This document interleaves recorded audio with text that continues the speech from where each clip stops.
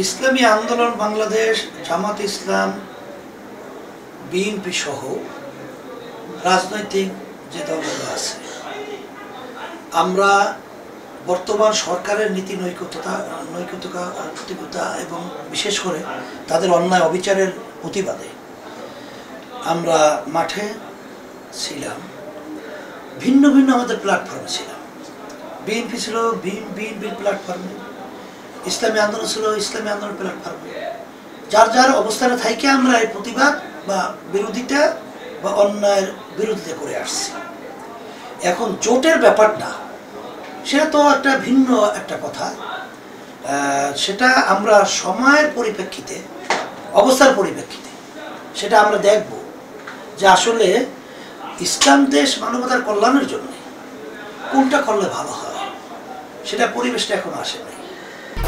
1, 2, 3 ঢাকায় জমি জিতে নিন 100% ক্যাশব্যাক সহ 20 কোটি টাকার পুরস্কার।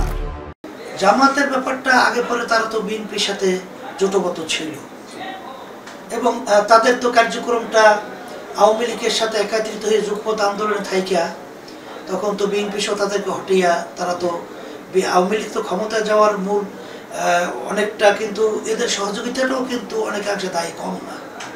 এটা বুঝে করছে না বুঝে করছে সেটা আমরা জানি না। এটা কিন্তু অনেকাংশেই তারা বিভিন্ন সময় রাজনৈতিক দিক থেকে তারা এটা করে। এখন তারা তাদের খেয়াল অনুযায়ী তারা করে। আর ইসলামী আন্দোলন তো আমাদের তো একটা ভিন্ন স্বকীয়তা, আমাদের একটা ভিন্ন চিন্তা, এটা তো থাকবে, আছে।